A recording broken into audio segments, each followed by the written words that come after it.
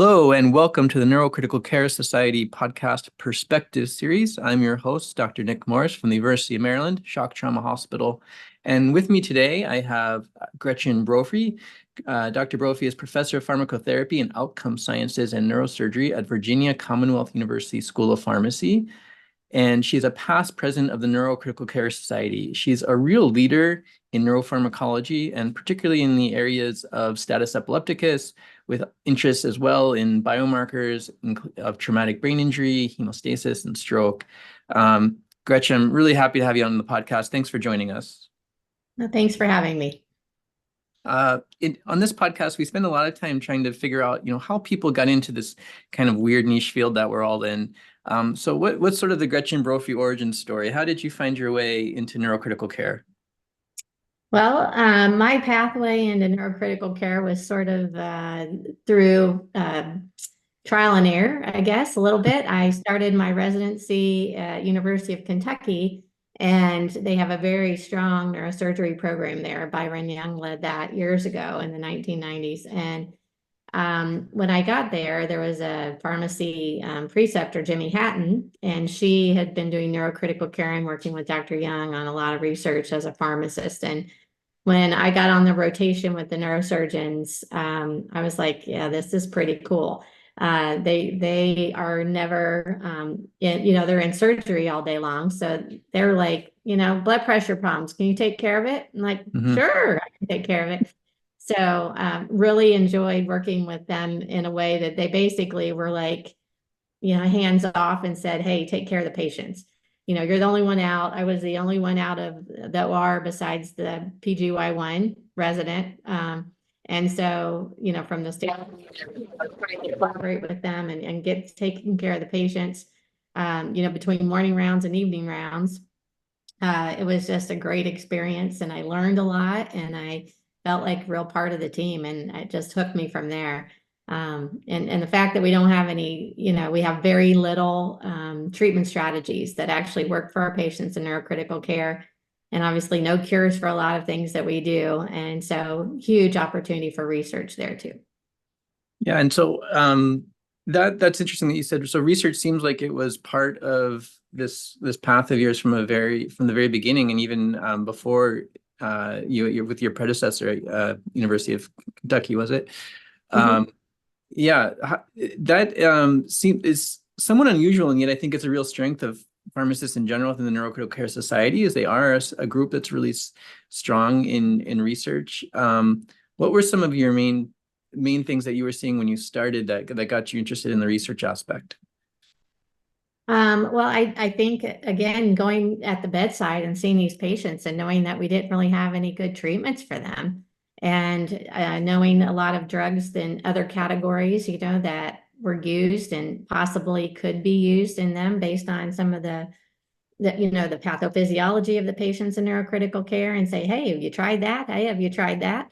And just started making a list in my office on the board of things that maybe I want to try because it hasn't been looked at, and maybe it'll work in our patients. So it started this board of, case reports of us trying things in the units, for the first time, and, just sort of paving the way. And then that led to more and more just excitement about, trying to do not just one patient at the bedside, but a lot more patients hopefully impacted as we did, led into more and more research studies throughout my career. Right. Very cool. Was there an example that you remember that really stuck out in your head, like of trying something off label in the neurocritical care unit that really became a huge success? Oh, gosh. Well, I always feel like, I always said we were a little bit of a cowgirl in the neuro unit. We would try some different things, but tried a lot of intrathecal antibiotics early on, and also, I was working with Ross Bullock when I got here to MCV years ago, and so he was doing a lot of microdialysis studies. So I loved doing, drug studies of the microdialysate in addition to CSF and different things. So those were some of the really cool things we did early on. And then I remember going into the OR with him, Dr. Bullock, and had a guy with a, needed a carotid enderectomy, and went in and he wanted to use urokinase, which was a lytic, Hmm. in the OR because I'd found some data on it. And we went in and we gave the lytic during the OR, as well as saw him take out the big clot that was there.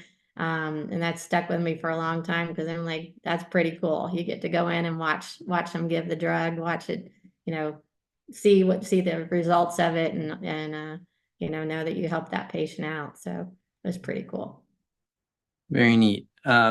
How has the role of the clinical pharmacist in the neuro ICU changed during your career? It sounds like you were pretty much in the role of a resident or fellow or APP back when you started, and I imagine you're doing something a little bit different now, or other pharmacists are doing things different now. Can you go into that a little bit?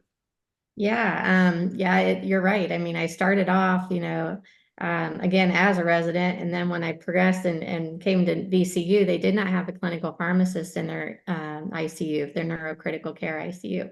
So when I started here, it was again me and the first year neurosurgery resident, the first year neurology residents, and working with the patients. And so I always say I was sort of playing intensivist at that point because I was really I said, I will help you with everything except the ventilator. So, I'm not going to go there, but it was one of those things where I worked really closely with the one, physician that was in training, and worked real closely with the attending physicians as well at that point, who really supported me. I developed a really strong relationship with them early on, and they supported me through it. And so therefore helped the residents, be more confident with my recommendations in the unit. And I mean, we really, I really was intent. I was there at 5:30 every morning. I was there till about 7 or 8 every night, waiting for Hmm. evening rounds to go. And in those early days, man, it was very long days. And, I was there for my patients. So um, I felt like it was like intensivist like. And then when we finally got neurointensivists, I was like, oh, like somebody knocked the bricks off my shoulder, man. And was like, this is awesome.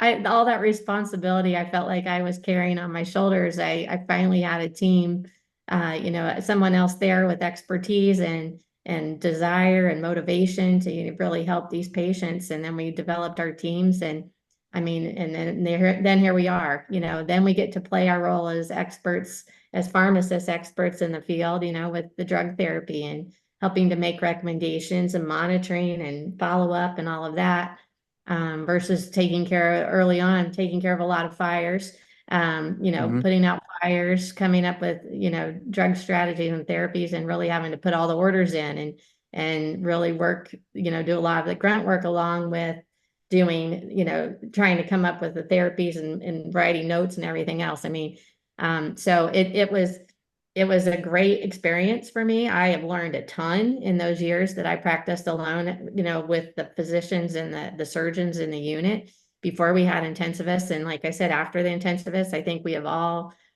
really collaborated well. I think that the teams that we have with the intensivist leads are excellent. And the pharmacists can really do their part as the drug therapy expert, as I said, and really it's a fulfilling experience. Great.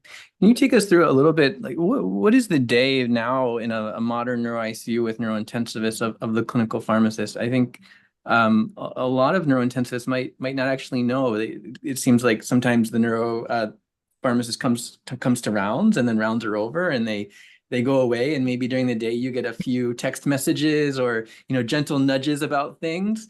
But Mhm. what are you all doing? What are you doing with your day? Well, every day is different, which I love. And so the day, as you know, starts off, we're on rounds with all of you intensivists.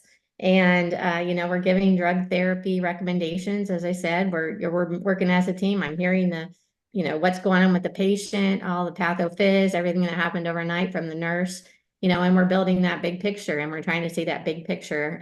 But on rounds, hopefully the pharmacists, we are all there to contribute and making sure the right drugs are on board and make sure the right doses. Is there any drug-drug interactions we need to look at? Any ADRs that could be happening, that aren't being picked up? And, because we don't want to treat an adverse drug reaction with another drug. And then That's after poor rounds, practice, huh? yes, yes, yeah. Yeah. Um, and we do all that on rounds, and then when we're gone, we're basically following up on all the cultures results and all the labs that we do, throughout the day. And we also teach residents and we teach students, and we have research that is ongoing. And we are on committees and we do meetings and things like that as well. A lot of pharmacists in neurocritical care are very involved with NCS as well, and have taken on leadership roles. So large amount of time goes into that, like guideline development and guideline participation is huge. We have a pharmacist on every guideline at NCS. So um, definitely we keep ourselves busy in those afternoons, and then usually come back for those afternoon rounds and follow up on other things we needed to see the patients that came in or came back from OR and see how they're doing.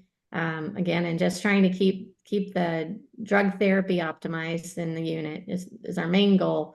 But I think we really hopefully serve also to support all the other disciplines that are on our team, in their roles too. When you're on those interdisciplinary rounds, is there something that you're just really a stickler for? Like, um, I see from your face for the listeners that maybe there is. So what are the things that really, if you're rounding with Gretchen Brophy, you better be sure to blank. Well, one of the things I'm sure if you talk to my team or any of the people I've worked with over the years, they'll all come out with different things. But I think one of the things I always am pretty stickler about is if the gut works, use it. So we don't need IV medications for Hmm. every patient, even in the ICU. We need to keep their gut moving. So if we can feed them and they're absorbing, your drugs can go that way too. We're going to save the patient a lot of money and the healthcare system a lot of money, if we can switch it over. And then the other thing I would say is, the DVT prophylaxis, don't be scared of it. Stick it on your patients as early as possible. They're more than likely not going to bleed from their DVT prophylaxis, but we are going to prevent a lot of complications. So those are two of the big things I'd probably say stand out the most as I'm like trying to, Yeah, beat it yeah. into the heads every day and into the residents as they train and stuff is, use drugs when you need them, don't use them when you don't need them. And, again, don't monitor things that you don't need to monitor and you're not going to do anything with it. Well, those are all good lessons, and I think the one about using the gut is so important. It's one that I just think it's almost like we need the clinical pharmacist there on rounds to keep bringing this up because it just slips the mind time and time again, and it's so important. Um, Hmm. this might be, maybe these are the same topics, but is there something that you see again and again that just really frustrates you in the ICU or in kind of the order management that you're seeing? Yeah, I mean, I guess, the one of the things that really is sort of, I think, could be improved in our neurocritical care units is, we have the open versus closed units. Not everyone has a closed unit. And so sometimes drug orders are coming in from all sides. And I think that is just errors waiting to happen, Mm-hmm. right? So I think if we can do better coordination of order entry and making sure one team is responsible for order entry, and that team is hopefully the inclusive team in the unit, then you have all your experts around to make the decisions on the drugs and the monitoring and things that you need. Um, but when you get multiple drugs on, being entered and you don't see all those come through and you didn't know somebody put something on, there could be duplicate therapies that could harm the patient. You could be starting and stopping antibiotics because someone put something on because they saw something but didn't have the big picture. And so they really didn't need it and we had to stop it. And that's not good for the patient because you can develop resistance to drugs that way and antibiotics. And, so I think, making sure that everybody is communicating well in the ICU is really, really important. And then probably another therapy thing I think about is just our status patients, right? Is Mm. we got to get these drugs on board quickly. Don't be afraid to give the drugs. Don't be afraid to give a benzo at 4 milligrams of lorazepam. It's okay to stop that seizure. They're going to quit breathing from status versus quit breathing from the lorazepam you're going to give them. So, just trying to make sure people are giving the right doses to the right patients so we don't have even more drug resistance, as the disease state progresses. Great. Well, I'm glad you mentioned status epilepticus. You've really become an expert that people turn to in talking about the management of status epilepticus. So I was hoping that we could kind of talk a little bit about it in particular. You know, I this is an area that as I sort of have kind of developed in my career, I'm starting to get a little frustrated with, because I've seen all of these new treatments in epilepsy, and yet in sort of the acute status ICU patient, it seems like we haven't had a lot of big breakthroughs here. Am I missing anything? Are there things that you're using more recently that are getting you more optimistic about how we manage status epilepticus?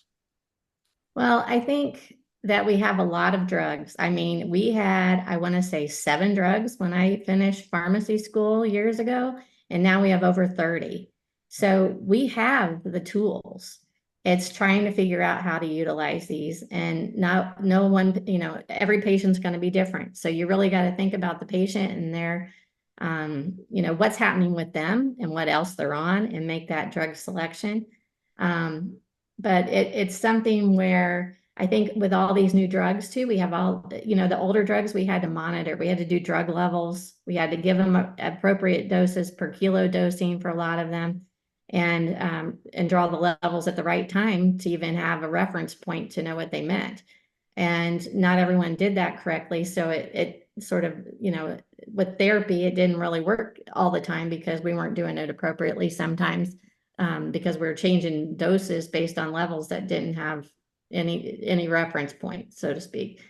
So I think with the new drugs out, that the newer agents, the newer anti-seizure medications that don't need to be monitored with drug levels, and are therapeutic at some of the doses that we're utilizing and that they've been approved for, is very, very helpful. And again, I sort of look at, for those patients that come in with status that are epilepsy patients, getting them back on the drug that worked for them. A lot of times they stop them because they don't have the money to pay for them, or just missed doses, or, drug interactions that lowered their anti-seizure medicine doses. And so really paying attention to that. And if a drug worked for the patient, go back to that drug. And then if that doesn't work, now that they come in and it may not be working at that time, go to something else that maybe has a different mechanism of action. So you can hit it from a different aspect. And with all these drugs, like I say, I wish I could say, yes, drug X is it. Yeah. You use it every time. But it's more of educated, being educated about what's happening with the patient, knowing what they have been on, or if they haven't been on anything, getting the drug in. Like I said, get your benzodiazepine on quickly. The longer you wait, the more chance there is for resistance to that benzo, and the GABA receptors are going to internalize, and you're not going to be able to utilize them that well, and you're not going to stop the status. With all the NORS as well that we're having, things, we have to look outside the CNS as well, thinking about different things that are going to cause patients to have seizures. So you really have to think about the type of seizure they're having, what's the focus of the seizure, what's causing the seizure, and really try to focus the drug then and the therapy on what's your best guess at that point as to what's going to work. But also using the right, important, getting it on quickly. Like I said, get that benzo on, go ahead and get your next day anti-seizure medicine ready to roll, and get it down to your unit and get it in infusing. And I think doing things quicker and making good choices for the individual patient will really help us out a lot. Great. Well, maybe we can go through a little common scenario in the ICU, and see how you would handle this, and maybe it'll highlight some of these points. So let's go through a case. Let's say we have a middle-aged man with a history of stroke who develops new onset refractory status epilepticus. So he's given appropriately dosed benzodiazepines, and I think most commonly at our hospital, these patients are loaded with levetiracetam, and he gets, the ESET recommended dose, gets hooked up to continuous EEG. He's still seizing. He's intubated. He started on midazolam. We bolus and up-titrate our drips, and we finally have him seizure suppressed at a fairly high dose. And then we wait 24 hours, and we start to wean that midazolam, and lo and behold, he starts to seize again. Um, let's say, for just to make this a little straightforward and perhaps unrealistic, he doesn't have any major medical comorbidities, right? So he doesn't have any kidney injury, no cardiac arrhythmias. He's otherwise doing okay, no major hepatic dysfunction. How do you go about choosing another anti-seizure medication? Because it seems so random, and I think that our trainees ask us all the time, why do you choose lacosamide, but Dr. So and so reaches for phenobarbital, and so reaches for Depakote, and how do you think through this a little bit? Well, that's a great question, because again, we have so many anti-seizure medicines now. We have unlimited options. The problem, or not the problem, but one of the things I think we really need to consider is where's the evidence for each of these? Because we have evidence for that the older meds, right? Phenytoin, phenobarb, they work, but they also have a ton of side effects. They're hard to give. You have to monitor them, et cetera. And so we're trying to get more evidence with these newer agents. As you said, with ESET, we have data with valproic acid, which is also an older medicine that you have to monitor, but with levetiracetam. But when these patients come in like this, and if you had the perfect scenario like you're giving me, we've given a benzo, we've put it on a midazolam drip, we titrated it off. Now it might be a little harder. We're probably going to have to go up on the midazolam. It might, they might develop tachyphylaxis even further, so it may not even work. So I think, we've hit the GABA and we've hit the inhibitory side. So maybe you think about the ketamine at this point and put the ketamine on. I know people are using that a lot more sooner, and we are trying to figure out if sooner is better. And but you're then hitting the excitatory side, right? You're trying to inhibit the glutamate. So I think again the point I would make here is, okay, it stopped. You're trying to get it to stop again, if you titrate it down. So you need to do whatever you have to do and give the dose as appropriate. So I would put that ketamine probably on this patient and get it to stop along with the midazolam, because they will work synergistically, hopefully at that point. And then hopefully you'll get the radiologic, the EEG will be calm, and you can get them into burst suppression, or at least get them with no seizure activity on EEG. And then you need to start your maintenance meds. So number one, I make sure the levetiracetam dose is adequate, based on their weight and things, and then if that's adequate, get something else on board that could be helpful. You might even try some of the newer agents, but usually, people are going to go with lacosamide. It's works a different way than levetiracetam does. You could also, like I said, valproic acid, you could try that if you wanted to, or phenytoin. All these older drugs that we know work, we could add those on board. And it's nice, at least when you add it with levetiracetam, it doesn't have as many drug interactions. So you wouldn't have to worry about some of that if you picked one of the older agents. But it's sort of right now, there's no good studies to say one drug's better than the other. So you really just have to look at what's happening with the patient, looking at all of their labs, looking at their clinical history, looking to see if they tried something before that didn't work. Obviously don't use that, use some of the others. One of the things we always talk about too, if this patient had to go on, and the midazolam didn't work and you went to penobarb, I'd put them on phenobarb before I'd wean them off the penobarb, just because you're going to have the working at the GABA receptor, but a different subunit of the GABA receptor than the midazolam had worked at, or others. So but it's going to be the same subunit that the penobarb was working at. So, and if it worked, then maybe you can get them off the penobarb and off drips with that.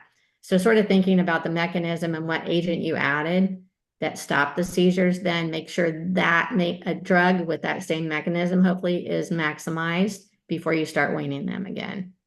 Great. Well, let's continue this example along a little bit. So let's say we did exactly as you suggested. So we added ketamine, which I love to do and I think is very effective. And I've started adding ketamine at fairly low doses of midazolam because I've gotten some my own anecdotal success with that method.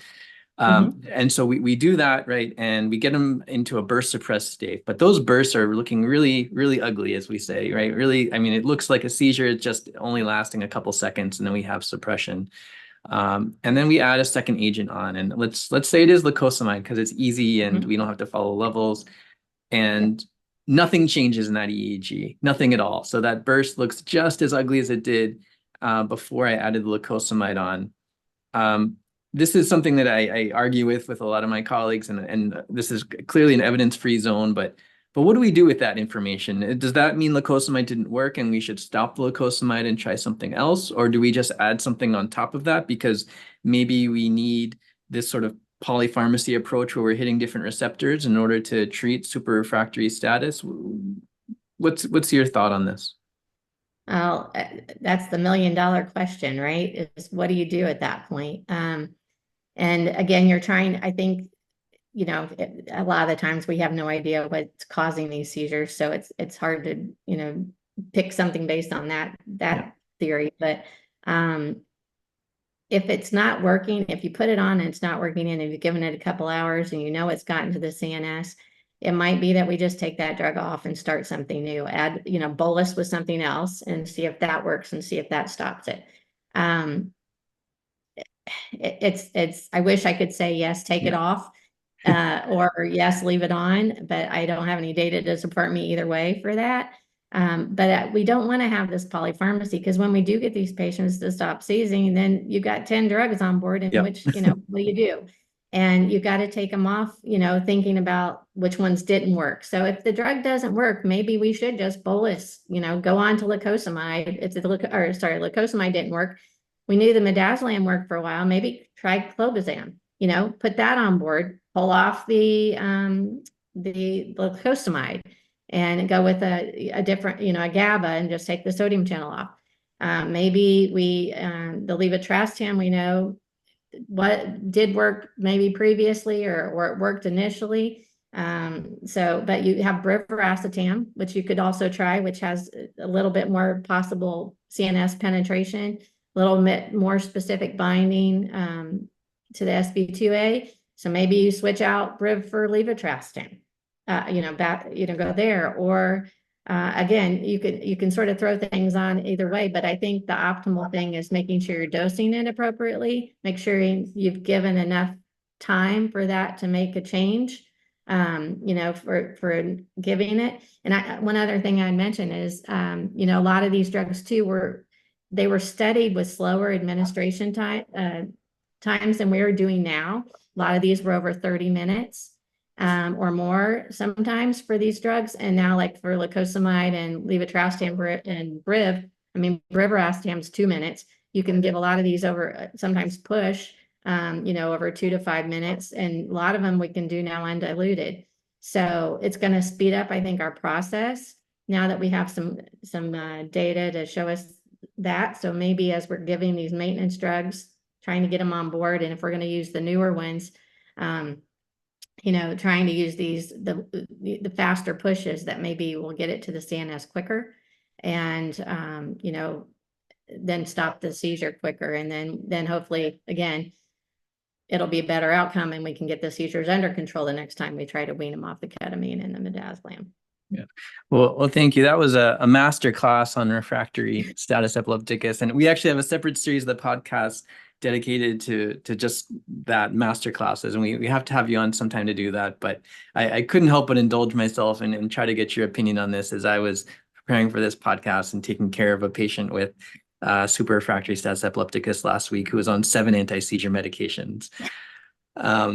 Let's maybe kind of turn the page a little bit. And, I've been very interested in your career.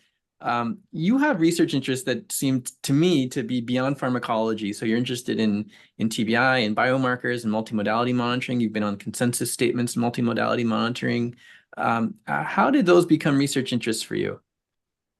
Well, that started off early on in my career too, here at MCV, when I did the study with, again, Dr. Bullock looking at cyclosporin for traumatic brain injury for neuroprotection. And he wanted me to come on and help with pharmacokinetics of the drug. Well, one of the things we were going to do, or one of our, actually it was an NIH grant, so we had a DSMB come in and we were talking about the cyclosporin. And I said, that we were talking a little bit about biomarkers. Ron Hayes was on our DSMB, who was one of the Banyan biomarkers. He was one of the founders of that, and unfortunately passed away just last year. So it's lost to the community. but he was my influence into biomarker research. And then I started working with Ron and the development of these biomarkers and trying to think about how a biomarker can show us more about mechanism of injury. And then how can we then target drug therapy, right, to this mechanism of injury to hopefully prevent secondary injury in these TBI patients. And so that's where I started. And I started doing kinetics on biomarkers in TBI studies with Dr. Hayes and Dr. Kevin Wang when they were at University of Florida, and it has just snowballed from there. And it's just one of those things where, again, if you have a drug and it's hard to see outcomes, obviously, in our TBI patients, we have no cure for TBI. We have nothing that seems to be successful from the neuroprotective standpoint. So now that we've these biomarkers are exploding a little bit, and we are hopefully going to find things, some of these biomarkers that will really work to help us then target drug therapies to these, biomarkers, or to these mechanisms for which the biomarkers are showing us the injuries occurring.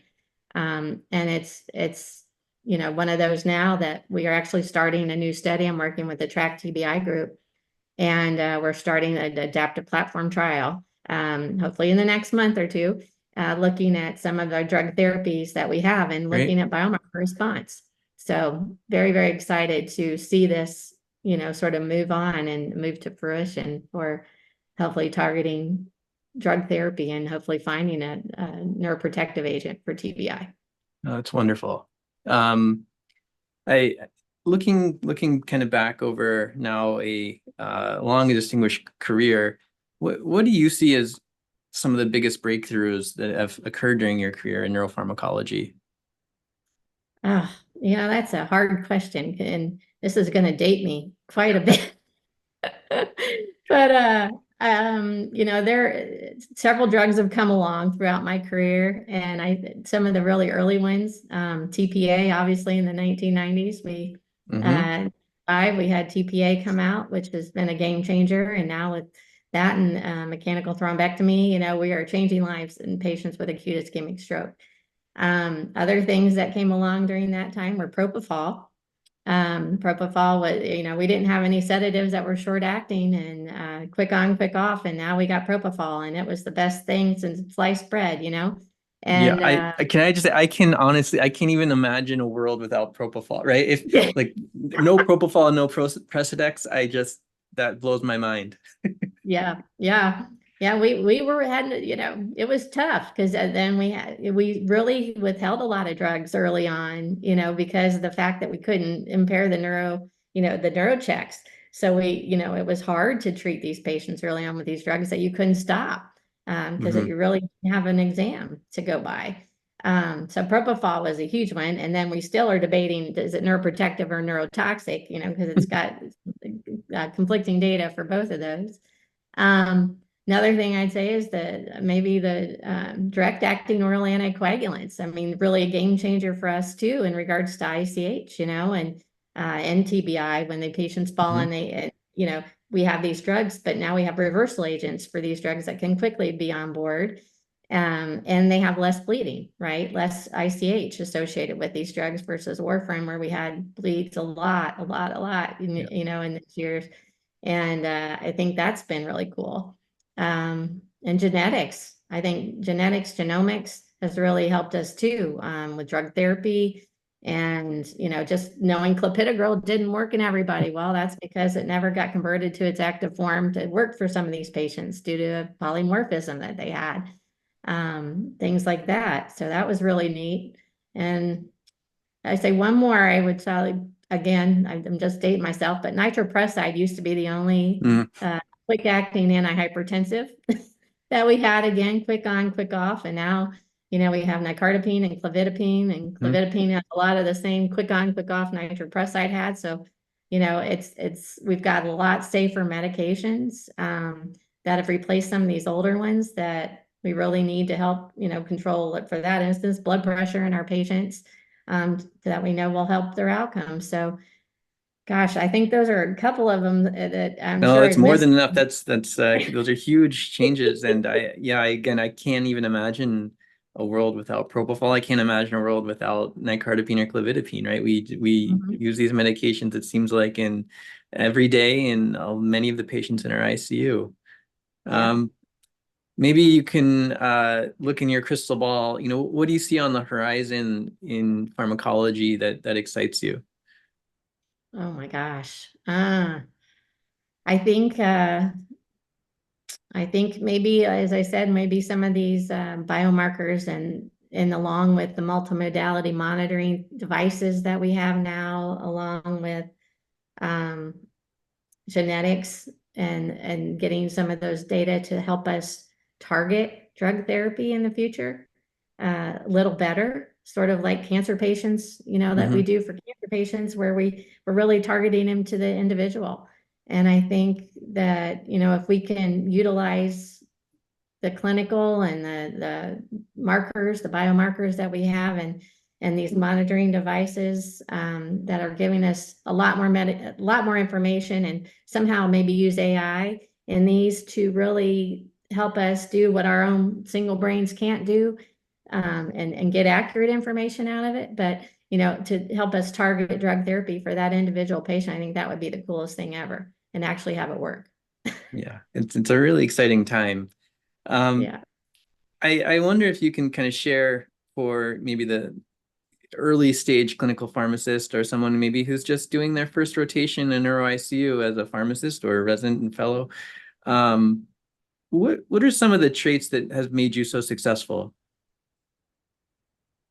Well, I think I've always been that person that wants to learn a little bit more. I every day I try to learn something new, and I learn it from my colleagues. I feel like in a lot of in the evidence, that the literature. So I would say, probably tell them to know what you're talking about. So make sure you're reading and staying up with the literature and what's coming out and what's new, and be a real asset to your team on rounds. And they're going to see the worth of a pharmacist. And, you know, if you prepare, I always say, are you lucky? I ask my students, I always say, are you lucky? Or are the residents? And they're like, what do you mean? Are you lucky? I said, well, I feel very lucky. I said, but I think you need to think about luck and what does that really mean? And I say preparation and opportunity.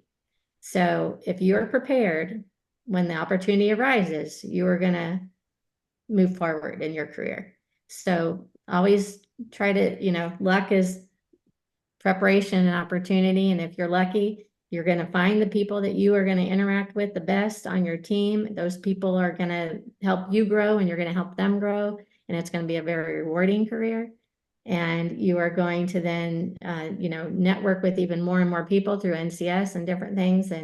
And just put yourself out there, be vulnerable, put yourself out there, you know, do the work, put yourself out there to be part of the guidelines, or be part of the team, or be part of a project. And then when you show what you can do, you're going to get even more opportunities. So it's huge to, be prepared, give yourself the opportunity to join something and be a part of something, and really build those relationships with your interdisciplinary team, because that's going to make your career very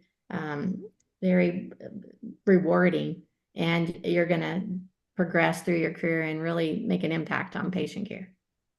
Great. Well, the neuro ICU is a place where multiple disciplines come together, right? And although it can be wonderful at times, sometimes it can also be very challenging. And I'm wondering, it sounds like you've always felt empowered to kind of speak up and make sure that the patients are safe. And, even if that means correcting orders for a patient that were placed by a neurosurgeon or a neurointensivist. One thing I see on rounds on a daily basis when we have the pharmacy residents is some of them don't feel so empowered. Can you speak to that a little bit? How do you help train a pharmacist to really embrace that role? Because it's so important and we rely on them to speak up. Right. Yeah. No, that's something that has a lot to do, I think, with personality as well. And I usually tell students and residents that come through, is that you can sort of pick out the people that you think are going to be a critical care pharmacist or a critical care physician, right? Even Hmm. because they're going to be the ones that are just like, just sitting there, just ready to say something and so excited about what's going on at the bedside. And, you know, and so those students or those pharmacists that are starting, you got to be a part of it, know that you're part of it, build those relationships with the team and let them know what you can do for them. Let them know how you can be an asset. And then they're going to have confidence in you and they're going to come to you more on the rounds, and you're going to feel a little bit more confident speaking up because they're going to have your back. They're going to be the ones that are going to say, yeah, we want to hear from you, and the more you do it and the more prepared you are for rounds and you stay up with the literature, you take the time to do what you need to do to know the new strategies for treatments and et cetera. You're going to be a huge asset, and you're going to then speak up more and more because you're going to have that confidence that you are doing something that's really improving the care. And so don't be afraid to speak up. If there's something wrong, there's a way to approach it in a way that you can make sure that the patient isn't harmed and everybody learns from it. I think that's really great advice. I'll just give a shout out to our clinical pharmacist here at University of Maryland, Mike Armheiser, who is just like incredible. And I call him my safety net, which he hates because that suggests that he's responsible for me not crashing. But he saves more patients, I think, in our unit than anyone else. And I think that's really common of the clinical pharmacists within NCS. I'm always astounded by the amount of talent and drive and enthusiasm in the NCS pharmacy section. Can you talk a little bit, maybe as we finish up here, about what NCS has meant for you and what it means for pharmacists out there in the field? Yeah, I have loved being part of NCS, and I started when it started. Those first few years, I was after it started, I was being a part of it, and in other like SCCM or other organizations, even our pharmacy organizations, I said we have critical care groups, but we really don't have neurocritical care groups. And when NCS came around, NCS just sort of met the need, I think, of a lot of people, a lot of healthcare providers. And from the pharmacy standpoint, our section, I actually started the section for NCS when I was coming through the ranks, and it was like, let's get us together, because if we get us together, then we're going to help each other. And it's been a great success. We constantly are communicating with each other. If people have questions, we're able to, reach out to each other because we have this network built up of pharmacists. And, just to have the opportunity to meet once a year at least at the meetings and network with each other, it just helps build those bonds and helps us that are more senior encourage those that are more junior to get even more involved in NCS and do more. But NCS has given me an opportunity, to really network, and I feel like just build my knowledge and my skills, and hopefully I've helped build others as well, but really just expand NCS to a point where we can actually, we've given others opportunities to really get excited about neurocritical care and advance the training and advance the education worldwide. And just that, my phrase, and when I was president of the society, my theme was it takes a village, and that's my life theme. That's my career theme. It takes a village. You've got to be part of the village, and NCS is our village. NCS gave us all a home that had this neurocritical care passion, and it's helped all the pharmacists grow. It's helped our neurocritical care, residencies and things that we can get more people involved and get more pharmacists out there because there's not a lot of us. And so we're trying to educate and train others all across the world, actually, and to help their physicians and nurses and their units. And it's just been a great thing for pharmacy, a great thing for neurocritical care practitioners in general. NCS is just it's been a great home for me, and it's the village I love. Okay, well, thank you for building that village. We all benefit from it. We end the interviews with a few quick hit questions, which I did not send you in advance. just to get to know you a little better. Do you have any passions or hobbies outside of neurocritical care? Oh, I do. I do. I love the outside, the outdoors. I'm a beach person. If I'm in the water, I'm happy. I also love to play golf and I love to play tennis and pickleball. So, uh, Pickleball yeah. and the craze, yes. My my wife was like aggressively kicked off some pickleball courts because like yeah, yesterday because there were so many people wanting to play that it just sort of I can't believe how popular it's become. Well, Uh, it's a great workout and you can socialize and talk smack the whole time. So it's yeah, great. there's a lot of smack talking during pickleball. Yeah. I like it too. Yeah. If you hadn't gone into clinical pharmacology, what other job might you have liked to have attempted? Oh, I always said I wanted to be a photographer. I love to take pictures. I'm all about capturing a moment and love to see, just to look back and see all that happiness that you see in these pictures and all the people that you meet, you forget about like the over the years, and you're like, oh yeah, I went to so and so, I went to so and so. But I love photography. I think it's fun. I'm not really good at it by any means, but I enjoy doing it. Because I've always loved to take pictures. Right. Is there a job that you would not like to do? Oh,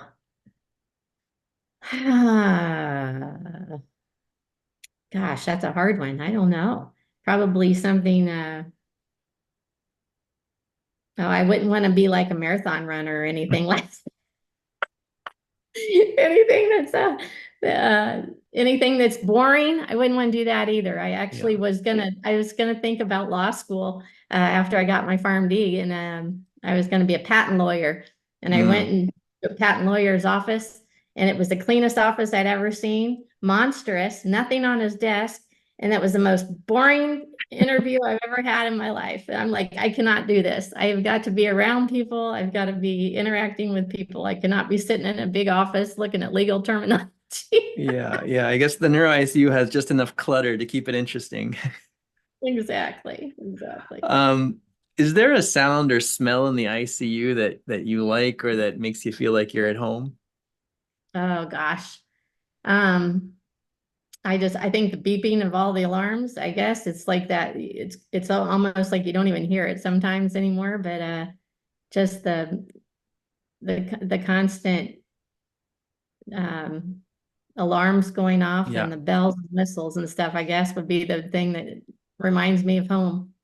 I have a funny story. We were trying to record a specific alarm in the ICU to make this video game that we were actually making as a serious game. And we went and I was sitting there talking to one of the nurses about like how could we recreate the alarm without freaking everybody out and making people run. And we had about 20-minute conversation. Then somebody else walked up to us and was like, "Do you realize that that alarm is going off right now, don't you? You could just record what's happening right now." And that's, I guess, the whole point is we just don't hear those alarms at all because they're part of our lifeblood. Yep. Um, Yep. is there a sound or smell in the ICU that you hate? Oh, I'm bowel movements, can't do it. Can't do it. Cold browns are not good. Yeah, And I feel for all of our nurses because there is absolutely no way I could be a nurse because I would be gagging the whole time. I would, me too. I feel like we're a little bit sheltered from the really awful situations that are in the MICU sometimes. Maybe it's one reason why neurocritical care seemed more like my calling. And yeah. then lastly, and I think we touched on this at multiple points during the interview, but what advice would you have for those just starting their career in neurocritical care pharmacology? Yeah, just, put yourself out there, learn what you need to learn to take care of your patients, be a lifelong learner, create your village, find those people that you're going to work well with and your interdisciplinary team and make sure you speak up, as we talked about, speak up and be part of the team. And just the networking and the lifelong learning and being there for your patients. That's going to help you throughout your career and it's going to make it very rewarding, as I said. All right. Well, Gretchen, thank you very much for coming on the podcast. I really enjoyed having you today and getting to know you a little better. Yes, well, thank you. Really appreciate it. Okay. Well, this has been the Neurocritical Care Society podcast series. We are available anywhere you get your podcasts. Please like and subscribe. Continuing education credits are available for select episodes. Thanks, and hope you join in next time.